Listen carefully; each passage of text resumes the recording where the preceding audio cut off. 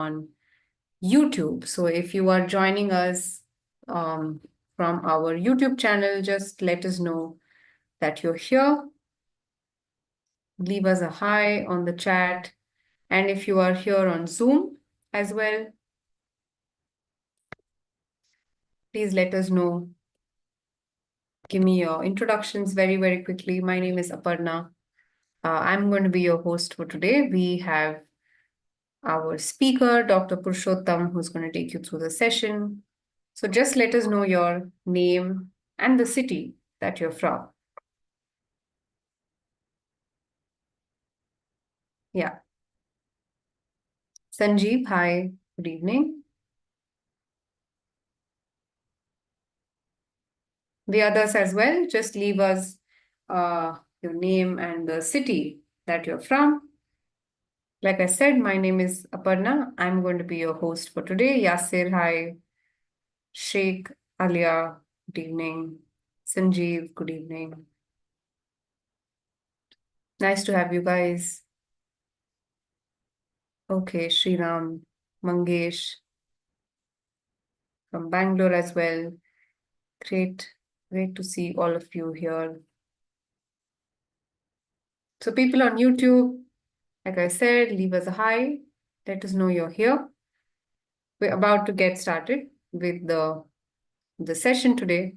You are going to understand the latest innovations that are happening in cloud computing and how that's going to shape up your career. Akash, it's nice to have you as well.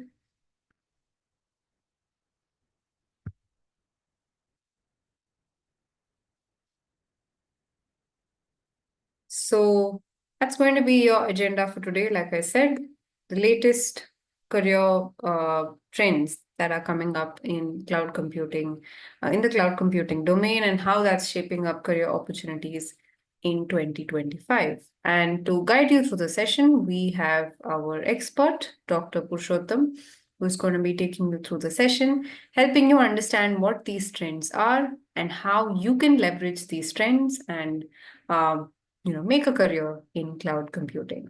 Okay, so just quick, all of you have given me your names, your cities. Great to see all of you here. Can you also let me know if you're already a part of the cloud domain? Just give me a yes or a no. Are you already pursuing a career in cloud computing? Okay, okay, all right.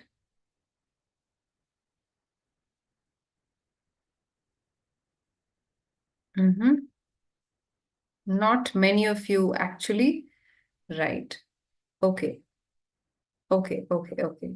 So I'm assuming all of you are looking to transition to becoming a cloud computing expert, right? Or pursuing a career in cloud computing, correct? Yeah, yes. So, okay, very few of you are actually telling me yes, which means, you are still, most of you are still exploring the opportunity here. Great. So with that, let me also help you. I mean, I also want one more detail, which is what your work experience is, overall work experience. It needn't be limited to cloud computing as such. So just let me know what your work experience is, and also people on YouTube, you could also answer this question. Um,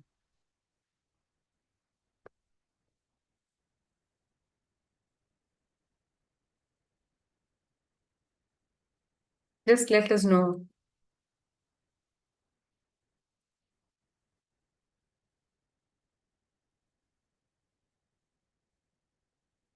Yeah. All right. That's great. That's great.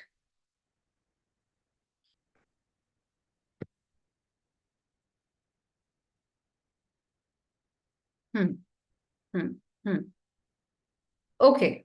So a lot of you are students, I see. Yeah, 54% of you are students. Some of you are also having experience of more than 5 years.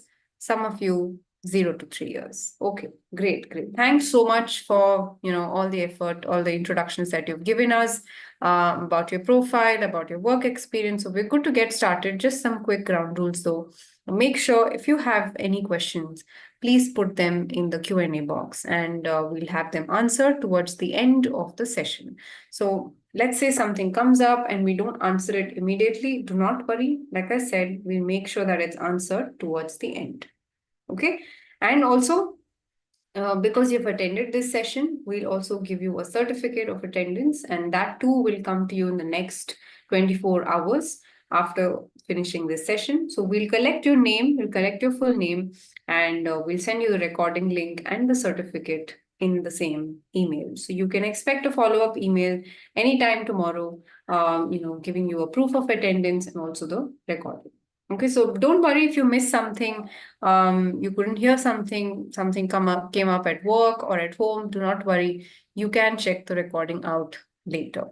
Okay, now with that, let's also quickly understand about Simplilearn. So Simplilearn offers skills in various domains, be it tech, project management, agile and scrum, also in digital marketing. So across domains, you've got many courses that you can pursue, and you can check them out at simplilearn.com. So we've touched more than 5 million learners so far, and we're proud to say that we've covered more than 150 countries. So our learners belong to at least 150 plus countries. Okay, so we've also been accredited. We've also got trainers who are extremely qualified. We've got 800 plus qualified trainers.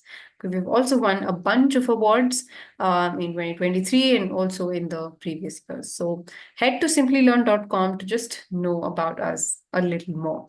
Now on to our expert who's going to be taking you through the session. Dr. Purshottam Asudani is the Associate Professor of Information Technology in Sri Ramdeo Baba College of Engineering and Management in Nagpur. So he specializes in cloud computing, and he's 3x AWS certified. He's also Microsoft Azure certified. He's a certified trainer in Microsoft, AWS, and also a Google Scholar. So you can check out his LinkedIn profile. I'm going to share this link as well to you so that you can connect with him later as well. The session is an hour long. We wrap up exactly at 8 and we're about to get started. So Dr. Purushottam, welcome to the session and over to you. I'm sure the learners are eager to hear your own introduction and also, understand more about the cloud innovations. You're on mute, Dr. Purushottam. Oh, I'm so sorry. Yeah. So thanks a lot, Aparna, for inviting me here. Yes. So welcome all of you guys. A very warm welcome to all of you. Very good evening to all of you, and good morning and good afternoon to all others who are joining in from different time zones as well, right? And thanks for my introduction, Aparna. I would just like to add something more to it. So guys, I've done my research in cloud computing, my PhD in resource scheduling in cloud in computer science and engineering from VIT Vellore, India. And I'm working as a corporate trainer, AWS certified trainer, Azure certified trainer, and have delivered multiple corporate trainings at multiple multinational companies like just to name a few like Tieto, Capgemini, Mercedes-Benz, R&D clients, Vodafone UK, etc. There are many more for AWS and Azure and Google Cloud architect level trainings. Yeah. Yes. So this is in short about me. Now let's get started with the agenda that we have. Yes.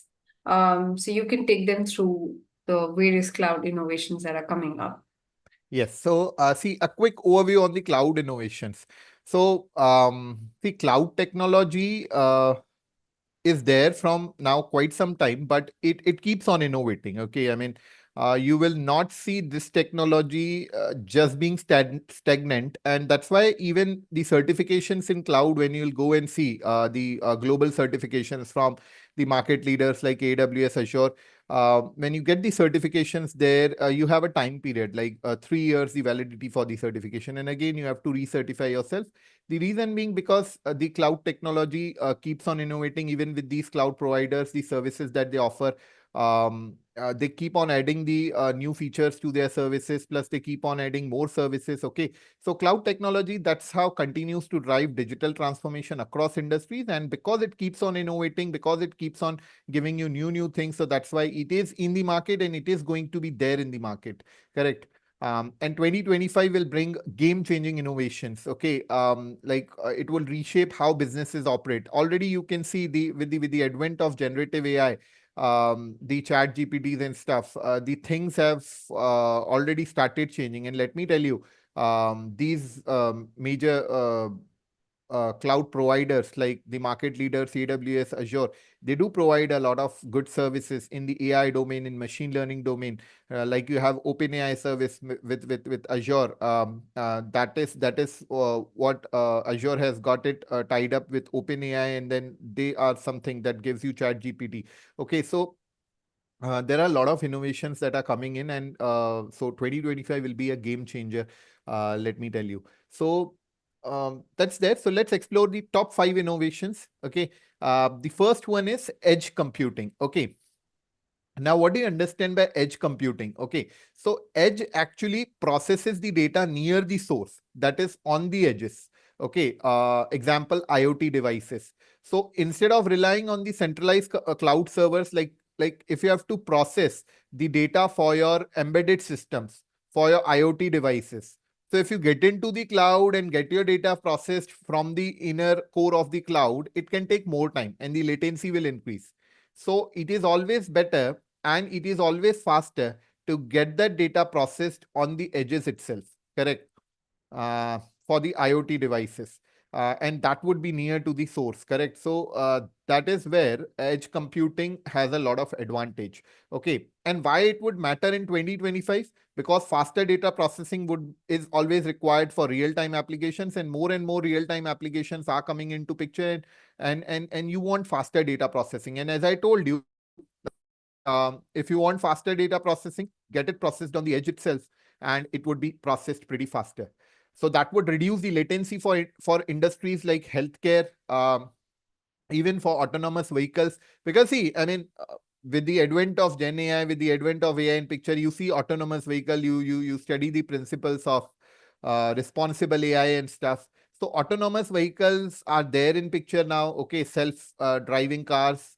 So I mean, they should respond in real time to the traffic, correct? Otherwise, if there is any latency, it can actually result in some kind of mishaps, even in accidents also, correct? So that should not be there. So the things should be processed in real time. The action should be done in real time, pretty quickly. So there should be reduced latency for these industries, especially for autonomous vehicles, for gaming sector, for healthcare.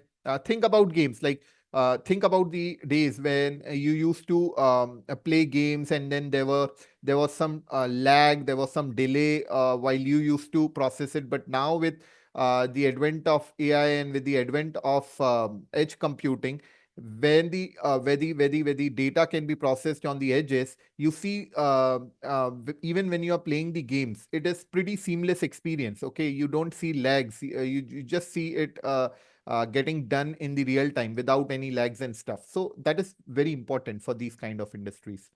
Then it enhances the privacy also by keeping the data local. Okay, so you get enhanced privacy because I mean, it's not just that the data would be stored, but the data would be stored in encrypted format, even on the edges in the cloud, correct? And you can apply a lot of encryption mechanisms. You can have client-side encryption, you can have server-side encryption, you can have encryption in transit, at rest. In transit means while the data is traveling over the line, over the internet.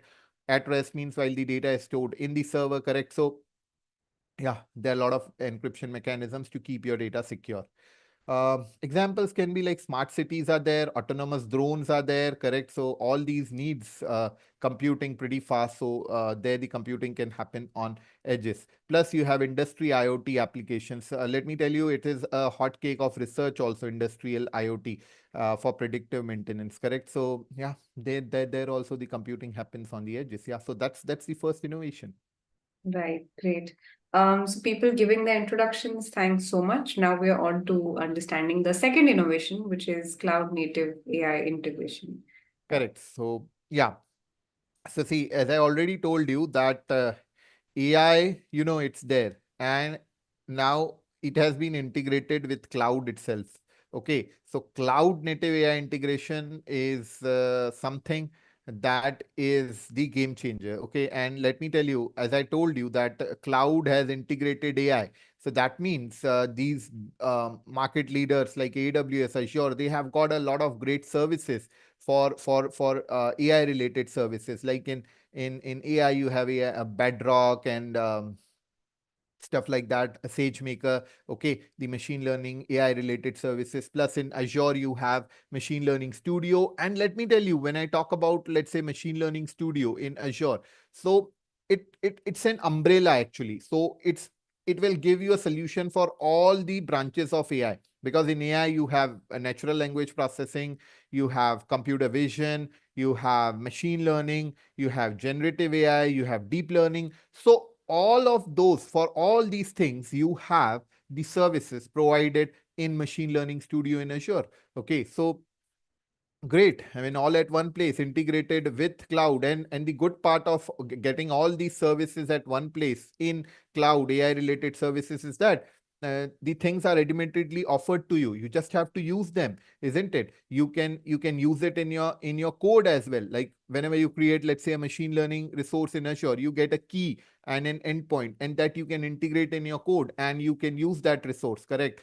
So all these models, machine learning related models, the algorithms behind the scene will be taken care of by the cloud provider. Okay, you can integrate it with your code. You can actually interface it through APIs, correct? So that's where I mean, even when I teach, let's say, AI on Azure or AI Associate AI 102 or AI 900, that is Azure AI Fundamentals. So we teach them that how they can create, how they can leverage AI services in Azure, and then how they can use it in their applications, in their real-time applications, correct? So that's there. So advanced AI models are hosted on cloud platforms, as I already told you.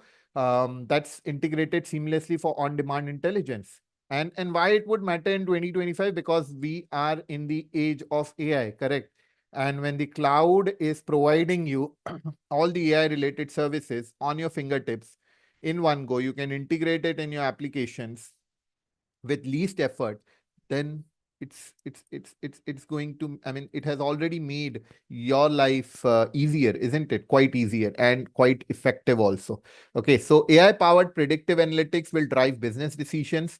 Cloud platforms, as I told you, like AWS, Azure, Google Cloud, will offer pre-trained AI ML models. They have already started offering it, and it is only getting matured. Okay, because I personally take up the courses on AI ML in Azure and AWS cloud platforms. And let me tell you, um, uh, there are services for all the machine learning related stuff, AI related stuff in these cloud platforms. As I told you, not just one branch of AI like machine learning, but even other branches like computer vision, NLP. All for all of them, you have the services, text to speech, speech to text conversion, and so on. And the point is that as we are moving ahead, they are only maturing the services, correct? So there is democratization of AI through APIs and low code tools as I told you guys. I mean, you don't need to code it also now. I mean, you can include the AI related service that you create in cloud in your code directly with the endpoint and the key that is provided. Okay. So examples can be, you can have AI for personalized customer experiences, plus cloud-based generative AI for content creation. I mean, of course, with generative AI, you can create your own content, you can create your new code, you can create new images, correct? I mean, you can generate all of them, and it would be plagiarism free. Okay, it would not be a plagiarized content. So yeah, that's that. Great. So with that, let's move on to the third one, which is multi-cloud and hybrid strategy. Yeah. So multi-cloud is in thing, guys. Multi-cloud. I mean, you cannot get away from multi-cloud. Okay. In today's age. Okay. Because guys, I'll tell you the example. Let's see if you will think like, if I'm just good in one of the cloud platforms, let's say AWS, that is very much good enough. Let me tell you, not quite. Why? Because if you will go in any of the organization that is using cloud platforms, you will not see they would be using just the services from one cloud provider. Okay. So you will see like any of the organization that is into cloud, they would be using some services from one cloud provider and the other from another cloud provider as well. Correct. And why they would be doing it? So as to, there are multiple reasons, like they would like to prevent vendor lock-ins. Okay. They just don't want to be dependent on one cloud provider, because if that cloud provider services fails, then there can be a uh, what business downtime that can occur. So that's why they can be using some services from one cloud provider, some from other. Plus there can be other factors also, like some services are offered at a better better price from one cloud provider, and then from the another cloud provider. Correct. And then other factors can be and the way you want a service, like see, for IaaS based services, AWS is very much known for it. For PaaS based services, Azure is very much known for it. Correct. For ML based services, I'm not saying AWS, Azure are not good, they are great. But Google Cloud may be having a, for analytics based services, Google Cloud provider may be having a bit of an upper hand over there. Correct. So there can be different considerations while you are going and using the cloud services. And that's why you can end up actually using, your organization can end up using these services, multiple of services from multiple cloud providers. Okay. And when your organization is using services from multiple cloud providers, so you would like to make them communicate with each other. And it is very much possible, the communication between the networks in the cloud providers, there is seamless communication that can happen by connecting your networks. And that's very much possible. Okay. So that's there. So and when you do that, then multi-cloud comes into picture. So leveraging multiple cloud providers like AWS, Azure, GCP, and hybrid solutions for flexibility and resilience is very much required. And when I talk about multi-clouds, guys, so normally in public cloud space, you will see your organizations would be using these market leaders services only, like AWS, Azure, Google. uh, I mean, so that's why I would always suggest any learner who wants to learn cloud computing, public cloud platforms, so they should be learning at least two out of these three cloud providers. And the first two I would prefer, or I would recommend, would be you can go and learn AWS and Azure, and then GCP. So that will sort out your purpose. Correct. So I mean, because when I talk about multi-cloud, so normally the companies that are using multi-clouds, they are into AWS, Azure, and GCP only, right? Because they are the market leaders. Then why it matters in 2025? Because guys, as I told you, the companies are in multi-cloud right now. So as I told you, because they want to avoid vendor lock-ins by distributing workloads across platforms, improve disaster recovery and compliance by integrating public and private clouds as well. Okay. So even they can integrate public and private clouds together.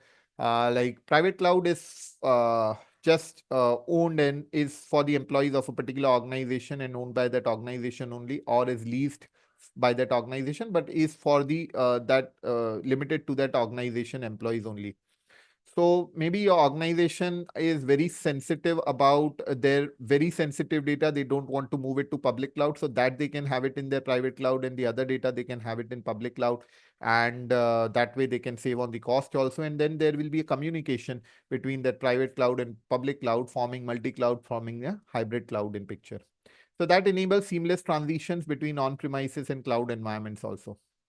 Example, see banks adopting multi-cloud to meet regulatory requirements. Okay, keeping their very sensitive data in their private cloud, and the other data in the public cloud. Plus enterprises using hybrid clouds for legacy systems and new applications. Yeah. So yes, so multi-cloud is there, and hybrid cloud is, see, hybrid cloud is what, when you are using two or more cloud together, like public private cloud, public community cloud, and so on. Okay. And multi-cloud is an extension, or not an extension, but it's a type of hybrid cloud. So wherein you can have public cloud together also, that can be called as a multi-cloud. But here it is public cloud, AWS and Azure integrated with each other. Some services from Azure, some from AWS, and that forms your multi-cloud. So hybrid clouds are there, multi-clouds are there, and they are going to stay, as I told you what for. Correct? Right. So we are on to the next innovation, which is quantum computing on cloud. Yeah, so see, quantum computing. People say a lot about quantum computing. Huge, actually. Okay, so the capabilities that you get with quantum computing, I mean, uh, it's like it's going to outburst anything, isn't it? Like, I mean, it's huge. With quantum, the things are going to be so big, isn't it? Right. So quantum computing capabilities made accessible through cloud platforms for complex problem solving. And when I say complex problem solving, that is huge complexity when I talk about quantum computing. Okay. Um, like it's like you like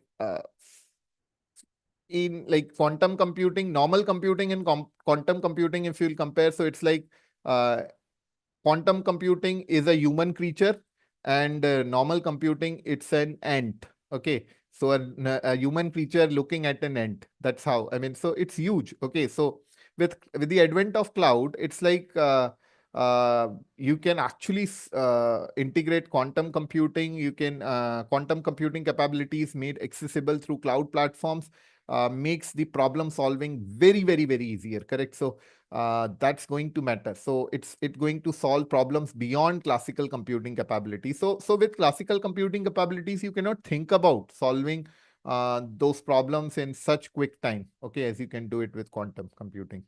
So it is going to revolution, revolution, revolutionize the industries. And so sorry, like drug discovery, cryptography, and logistics. Okay, yeah.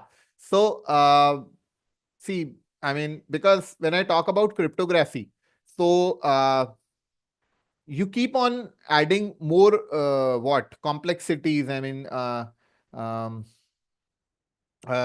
you keep on adding more complexities and more mathematics into it, so to make it more difficult to decrypt or to attack a particular thing. Correct. So that's why cryptographic algorithms are pretty complex in nature. Correct. So for that kind of a thing, for having more complexity in your cryptographic algorithms, you can make use of the quantum computing. Correct. And for drug discovery also, logistics also, so it is going to be there. I mean, so that's there. Plus, providers like IBM, AWS, and Google are democratizing the quantum access as well. So that's there. So so quantum is big thing, correct? And if you are using it with cloud, I mean, it's going to make the life very easier. Examples: accelerated drug discovery with quantum simulations, optimizing global supply chains with quantum algorithms. Okay, all of them are possible with quantum computing integrated with cloud. Right. Actually, one of our learners has a question here as to whether errors in quantum computing will have huge quantum impacts, like huge impacts. So that's their question. If you can just take that and then we'll move on to the next Yes. So innovation. yeah, so rightly so. Actually, it's more of not a question, but it's one of the drawback that the learner is saying. So yeah, that is, I truly agree with it. So errors Hmm. in quantum computing can actually have a lot of great impact, and then because it can multiply the things. As why it would have a greater impact? Because see, when we talk about quantum computing, so we are saying that we are making the life easier, and then will errors in quantum computing will also have huge quantum impact. So of course that would be there because see, when the things, when so many things are done in less time with the help of quantum computing, that one error in out there can actually be multiplied also many times, many folds, and then that can result in greater impacts as well. Yeah, so that surely can be there. So that's why, of course, see, I would say quantum computing, it's being talked about a lot, but then there I mean, a lot of maturity is still yet to come when it comes to actual implementation of the quantum computing stuff. Okay, so it's I can say it's very in the nascent stage, and it's only going to what evolve over the time. Okay, so yes, there is a lot of scope to make improvements and to do a lot of good things into it, right? Right. Got it. Thanks. Thanks for that, Dr. Purushottam. So with that, we move on to the next innovation. We'll come to the rest of the questions in a while, which is probably talked about in all domains, I guess. So also sustainability in cloud computing. How is that shaping up? Yeah, so sustainability is there. I mean, in cloud computing, it is from over the years and it is going to be there. So see, you see eco-friendly practices and energy efficient data centers to reduce the cloud's environmental impact. Now, let me tell you here, see, I mean, you will agree with me that when I talk about cloud providers like these market leaders like AWS, Azure, they have their data centers across the globe in multiple regions, correct? And because there was one famous person, he once said that cloud it resides in the sky, and then whenever it rains, the data in that gets wet. So of course, this all is incorrect. So cloud, in case of cloud computing, it doesn't reside in the sky. Rather, it resides in the data centers on the physical servers, correct? So when I say it resides in the data centers on the physical server, so let me tell you, these cloud providers like AWS, Azure, Google, these providers have their data centers spread across the globe in multiple regions, and all of them are connected with each other. Okay. So now when it comes to the costing on cloud, costing in cloud, so the major cost that is there in cloud is incurred or is spent on the data centers itself, basically on the power consumption of the data centers. Okay, so that is contributing to the major factor of the cost. uh, when I talk about the cost in case of cloud computing, so the major contributor to the cost is the power consumption in the data centers in the cloud. That is contributing to the major costing in the cloud environment, power consumption of the data centers. Okay. Now, when I say power consumption of the data centers, okay. So then how would I reduce that cost? So that's why these providers would like to have their data centers at the locations across the globe where the electricity charges are on the lower side.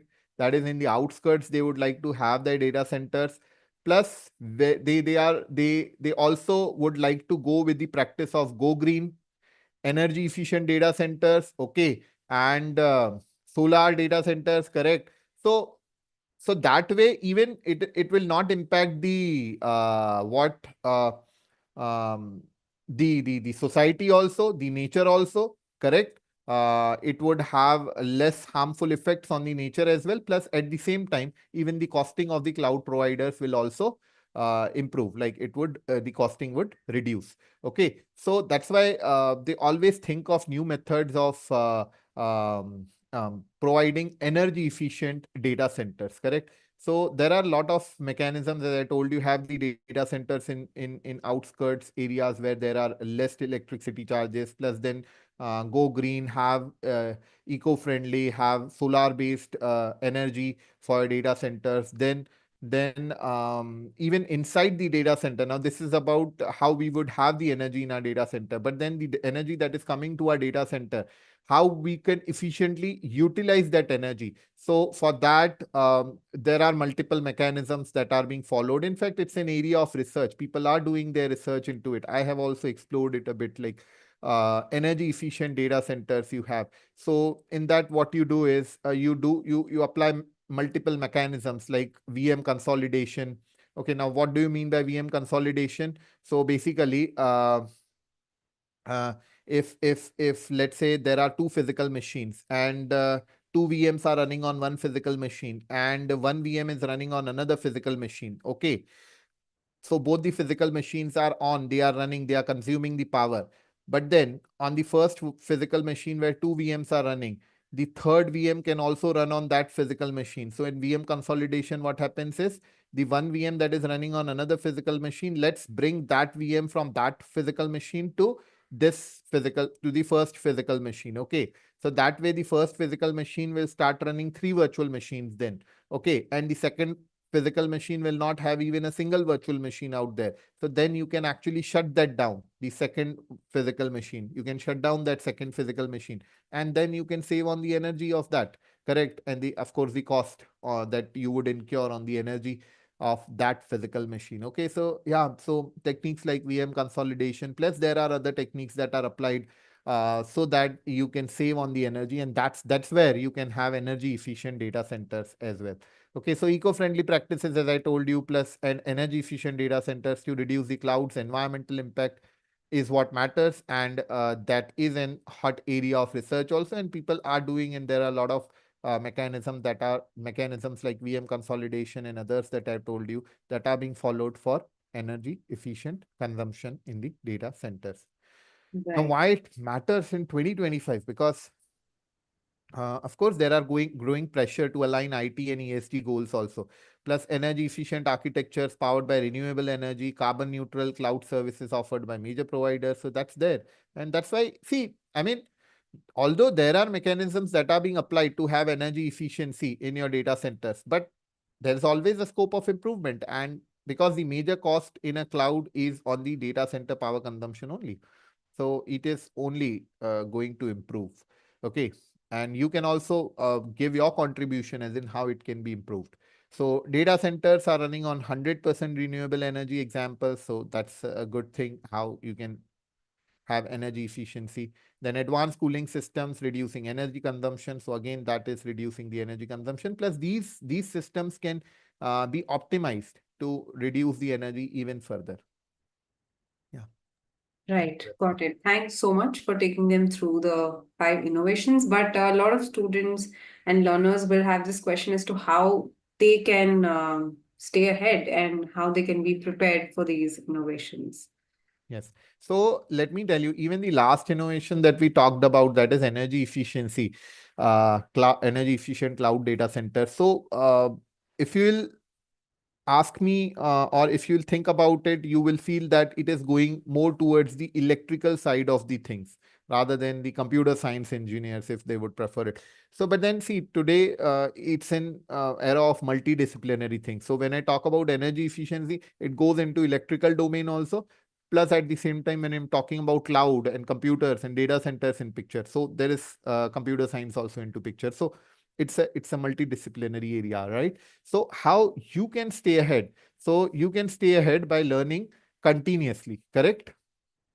Uh, of course, you have to learn. Like, guys, I mean, everybody has to learn continuously, correct? It's not just you, or it's not just me also. It is like we have to learn continuously, okay? To stay updated with the emerging technologies. Okay. And how we can learn continuously? Of course, we know that. I mean, through blogs, through webinars, through industry reports, through documentation, even when you talk about AWS Azure, guys. So you can learn through webinars, you can learn through courses, online courses, pre-recorded sessions, and also with the documentations that the cloud providers provides you, like AWS Azure, correct? Microsoft and AWS. So yeah, so you learn through that. You follow the leaders like AWS, Microsoft, and Google for their latest announcements, their latest documentation. Correct. So even you see every year AWS conducts AWS reInvent also. Correct. That happens in Los Angeles, which you can attend offline or online. Correct. And they talk about the new features, the new advancements in their services that they have brought over the year, over that particular year. Correct. So yeah, keep yourself abreast with the new things, and that's the great way to learn. So keep on learning. That's what the thing is. Then, of course, when you are learning, so you should always uh, uh, get it stamped. You should always make others know also that, and for yourself also, that you know it better. You should earn the certifications also. So focus on certifications in emerging areas, guys, like AI, edge computing, and multi-cloud platforms. Examples, you can go with AWS Certified Solutions Architect, Google Cloud Professional AI Engineer, and multiple certifications. And let me tell you, AWS cloud certifications are the very popular in market. Then you have Azure certifications also. So when I talk about certifications, I'm not saying that uh, it's always good to get a certification of AWS course or Azure course from some XYZ organization. That's always good. But then when it matters the most is when you get that certification from the horse's mouth, I would say. That is, in case of AWS, you get the global certification from Amazon itself. In case of Azure, you get the global certification by clearing the exam of Microsoft Azure itself, correct? So That's where you will get a lot of credit, and people will recognize you. Correct? Right. So that's there. Then you, of course, gain hands-on experience. You use the platforms like AWS, Azure, GCP to build real-world projects. So see, certifications is one thing that, of course, comes with experience. Like if I'm saying that I'm 3 times AWS certified, I have the top-level certification in architect domain on AWS, like AWS Architect Professional. That's good, but that came into uh, thing when I learned AWS, and when I learned it not from the theoretical aspect, but from the practical aspect also. And that practical aspect helps you in your day-to-day job also, correct? So use these platforms like AWS, Azure, and GCP to build real-time projects also. In fact, for that matter, in Simplilearn also, when we take our batches, when we teach the learners, we do provide them real-time examples, real-time projects we take for them. And even in the labs also, like it's not just theory, it's like concept plus labs, blended learning, it is there. And we take a lot of labs, scenario based labs, so that actually improves the experience and help our learners not just to acquire the certification, but also in their real time operation in their organizations. Correct? So yeah, gain hands-on experience, experiment with IoT devices, AI models, edge platforms. So that's the way to go. Join the communities, engage with cloud professional forums, okay, GitHub projects and tech meetups also, and focus on your soft skills. Of course, soft skills are very much required, correct? So you should develop leadership, adaptability, and problem-solving skills to manage evolving challenges as well. That's how we can stay ahead, isn't it? I hope all of us agree with this.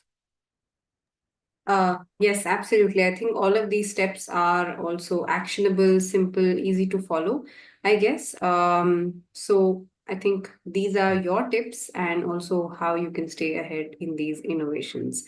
So with that, I would like to ask one more question. Some of you had this question already, but let me just ask you, what is exactly stopping you from becoming a cloud professional? So why do you think you're not able to pursue a cloud career? It can be that you don't find a course that is good enough.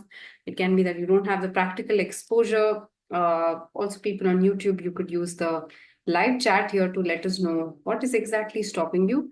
Let's say your work schedule does not allow you to upskill. Whatever your reasons are, let us know. And of course, we'll also help you understand how the professional certificate program in cloud computing and DevOps is going to help you bridge this gap. Okay, so we have this particular course, which is called the Professional Certificate Program in Cloud Computing. It's an 8-month long course, and it is going to address all of the concerns that you're mentioning on the poll. So there's curriculum that is aligned with industry, aligned with the innovations that are coming up in the cloud computing domain. You also have access to hands-on labs and projects, which addresses the gap that you don't have practical exposure. And of course, interactive live learning with from instructors, so that you can you can ask your questions out, you can get your queries solved immediately. Okay, so the best part is that it also is flexible and fits into your schedule. You just have to spend about 10 to 15 hours a week for 8 months.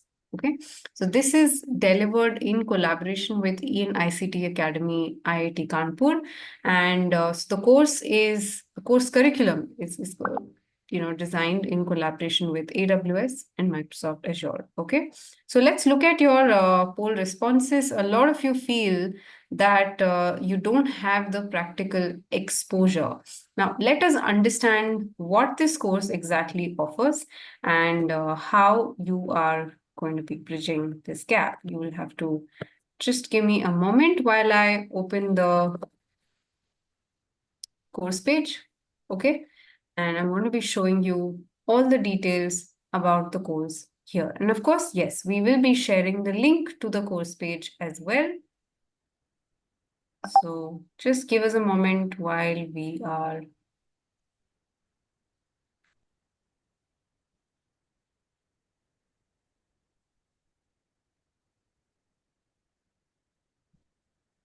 I'm just sharing my screen once again. Yes, I hope it's visible now. And I'm also going to stop sharing the results on the poll. Yeah. So I think you can now see my screen. So like I said, the course is about 8 months long, and yeah, I stand corrected. You just need to spend about 6 to 8 hours a week, and you are going to be having a lot of live interactive sessions from our instructors. Okay, so the admission for this particular program closes very, very soon. So you actually have very less time to be giving your interest. And of course, I will collect your interest in a while, but just hang on for a while I explain how this course actually helps you bridge the gap and become a cloud computing professional. So one is uh, that the course is delivered in collaboration with such an esteemed institution, IIT Kanpur, and under IIT Kanpur, there's a wing called Electronics and Information Technology, wing. So you have that, and we are collaborating with the ENICT Academy for delivering this course. And along with learning through live sessions, you have access to hands-on projects and tools, and also cloud services through which you can understand and gain all the practical knowledge that you need. And you get access to integrated labs. You can kind of brush up your skills, improve your skills in cloud and DevOps both. Okay. So another feature, along with all of the features that I mentioned, is that you get job assistance. You get an IM Jobs membership worth 6 months for free, and then you're able to get your resume highlighted to potential recruiters. Okay, so this course is also reviewed by a lot of our learners. So if you head to the course page here, I'll just share the link. Yes, I am going to tell you how you can register. In fact, I'm going to do that right away. How you can register is you can give a yes on the poll that I'm just about to launch. Okay. Yeah. So the other learners might be interested in knowing about the curriculum, what else the course has. But if you're right away interested, you can just give a yes on the poll. Okay. So you can check out the course page link and then find out what other learners have to say about this.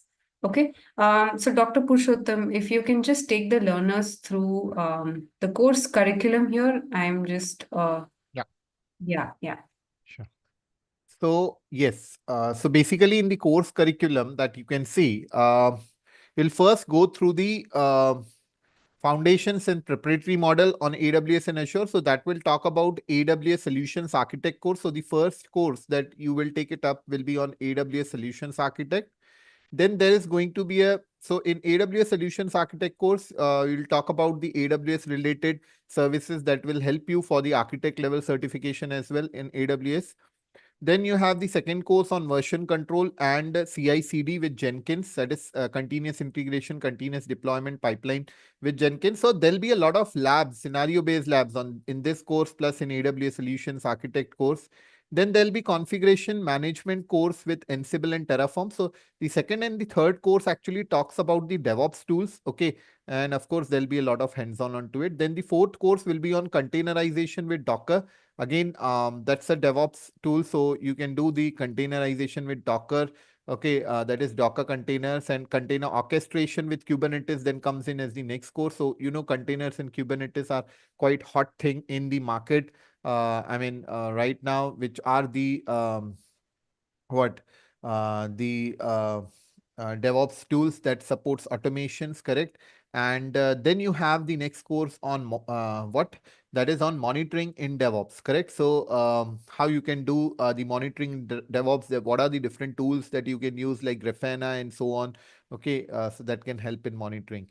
Okay, and then we'll talk about the DevOps in cloud, that is DevOps in AWS. Now, in all the previous courses, except for the first course, you will see the open source tools of DevOps like Jenkins, Maven, Ansible, Terraform, Docker, Kubernetes. Then what are their alternatives in cloud? Like cloud also provide, like in cloud also, AWS also, you can use those tools, plus you can use the cloud native cloud proprietary services also for that. So DevOps on AWS, will talk about those things.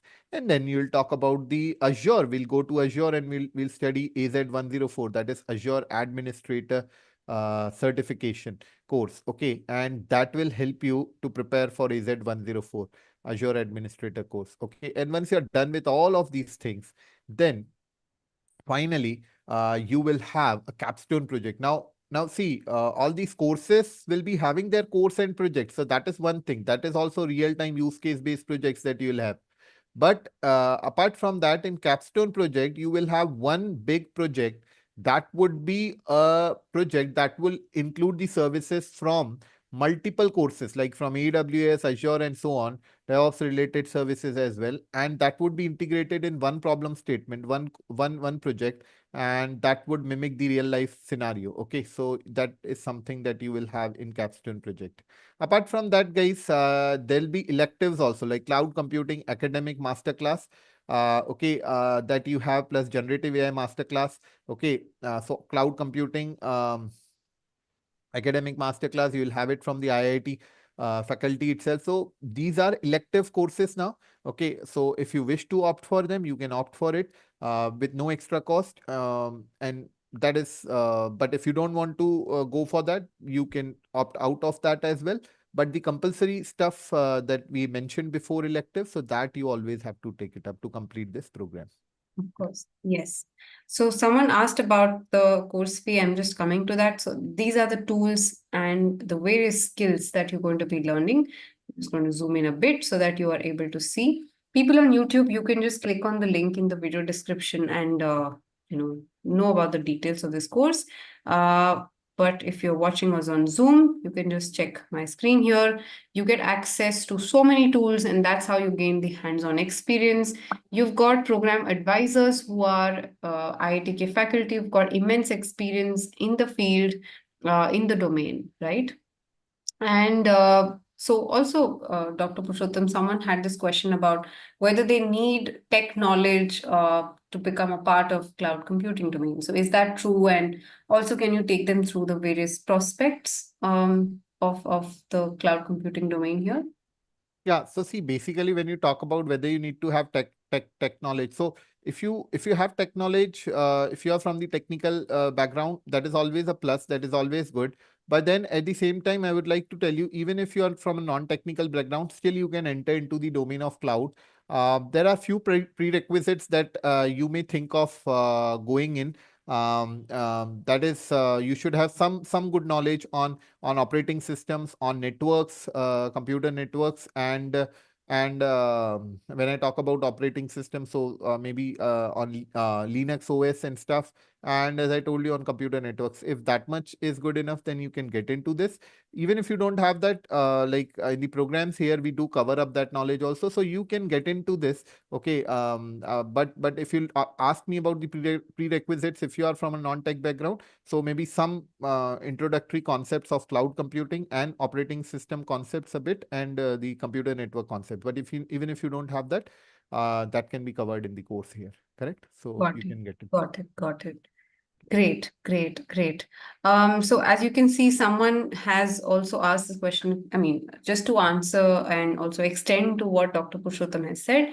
Of course, most of our learners belong to the IT background, but you can also see that the other half of learners don't actually come from, a tech background. So you can be from any background and still be working in the cloud computing domain and taking this course as well.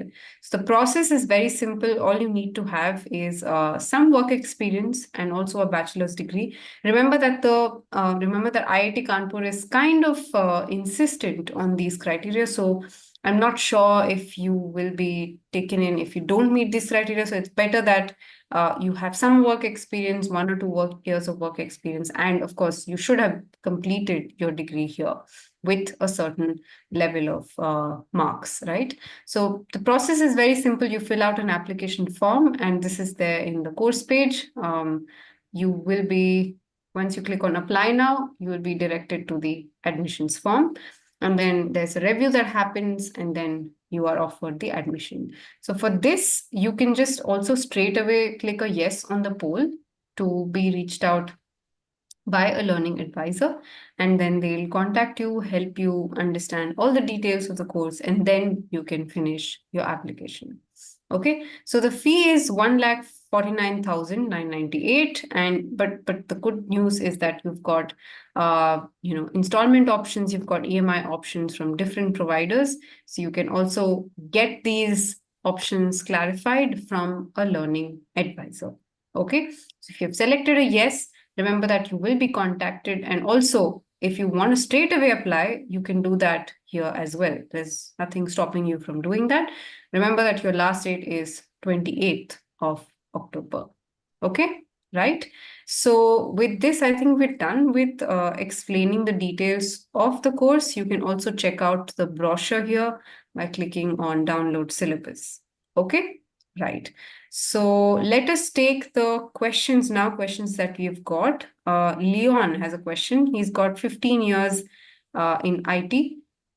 There's a gap. I will get a job sustainable till retirement. Okay, I'm not sure what his question is, Leon, if you can be a little more clear. So we have the first question that came in is, when I send email from Hotmail to Gmail, am I using multi-cloud?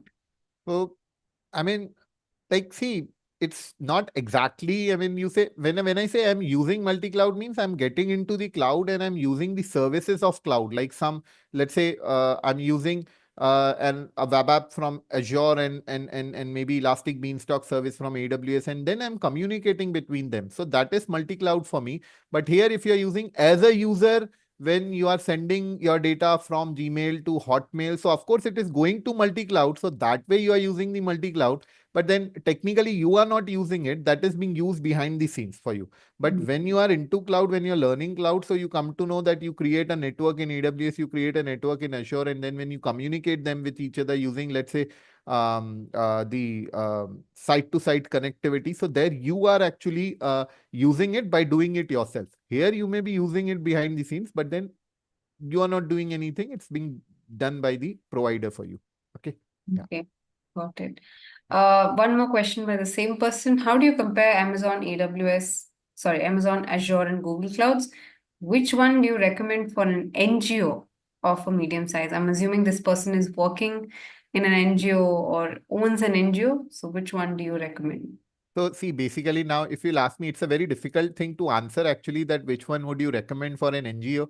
But because see, all of the ones that you have stated here are the market leaders. Even apart from these market leaders, an NGO can go for some other cloud also. But then uh, the point is that it's always good to go with the market leaders. So you can go with Amazon, Azure, or Google, but it depends which service in your NGO you are planning to go with. If you'll ask me that I want to go with a IaaS based service like a virtual machine, so I would tell you go with Amazon AWS.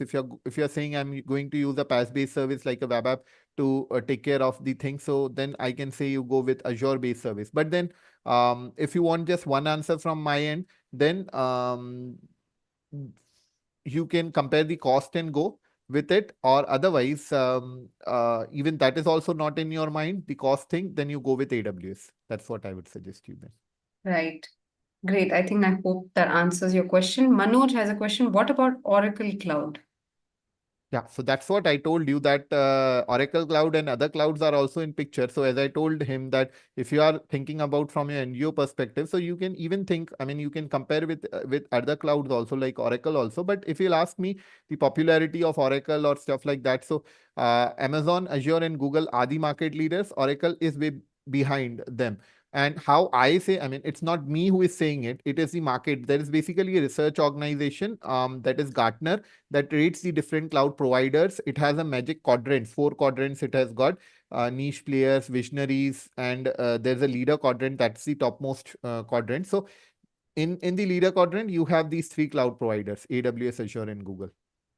So Right. that's why, yeah. So Oracle is there, but not in the leader quadrant there. Yeah.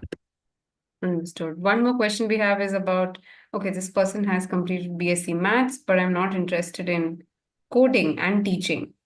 What should I do further? Okay. So if you're not interested in coding and teaching, see, if you're not interested in teaching, don't teach. Okay, because if you're interested in teaching, then only go in teaching. Then if you're not interested in coding, you may not be able to do code in a pretty better manner. So then you can get into cloud also. See, because in cloud, it's not just about coding in cloud, okay, or teaching others in cloud. There are a lot of more laterals into it. Like you can be in architect side in cloud, and then you will have least of the codings. Then you can be on the administrator side, like one of the course that we talked about in Azure. You have MS Azure Administrator Associate AZ104, in AWS SysOps Admin. Okay, so yeah, so you can be in administrator side, you can be in the architect side, correct? Like AWS Architect Associate. So these will not have much of the coding, and you can still be in the cloud if you're not good in coding, and still you can have your career, because cloud is a vast domain. It's an ocean wherein you can get into data side, machine learning side, development side, which will involve coding, the development side, or in architect side, you can go into administrator side, you can go into that will not have coding, much of that. Right. Great. Thanks for answering these questions, Dr. Purushottam. I've also launched a poll for people to enter their names for the webinar certificate. You can please use that and answer questions. Ram Murthy has a question. What is the career scope for quality assurance in cloud? Someone is a quality assurance engineer. Yeah, so see, you can you can have a lot of scope for quality assurance also. In fact, for like as I told you, you can be in the DevOps side also in cloud. In fact, the course that we are offering here to you, that includes DevOps related courses, even DevOps in AWS also. So when you are from the operation side, okay, so you can be very good. I mean, you should be good into operate DevOps tools, correct, automation tools, and yeah, so that can favor you. Like you in DevOps tool, you talk about the automated testing, Selenium tools, and stuff like that. Yeah, so that can be really useful from the aspect that you are looking at. Yeah. Right. Great. Great. Thank you so much, Dr. Purushottam, for your time today as well. It was wonderful having you and also listening to you about the various innovations. So, Leon, there's no job guarantee. However, we help you find a job, as in assist you in the process and help you understand the best practices that you can follow, right? There's no offer of guarantee here. Great. So any closing thoughts, Dr. Purushottam, before we end? Yeah, it's always being a pleasure to be here. Thanks for inviting me and having me here. Always feel good to be here, and thanks a lot, guys, for being with me also here and with us and listening to us. And thanks for your kind appreciations. Also, I can see few of them coming in the Q&A. Right. So yes, that's what. And do join our program. I can assure you one thing, that here it's Simplilearn. We do offer the courses wherein we do take a lot of blended learning, like hands-on stuff with the theory concept. So yeah, you should have a great experience here. Yeah. So yes, all the best then for your careers, for your endeavors, and thanks a lot, Aparna and Simplilearn, for being having me here. Yeah. Thank you. Thank you, Dr. Purushottam. Just to answer Manoj's question, do we get confidence? Yes, absolutely, because you get the access to a lot of tools, you get the access to hands-on labs, and that's how you get the confidence to find a job for yourself. Of course, remember that we assist you in finding the job, so you don't have to worry about that. Great. Thank you. Thank you so much for joining in. We'll see you in another webinar, in another session, hopefully very, very soon. Thank you so much again for joining, and have a great day.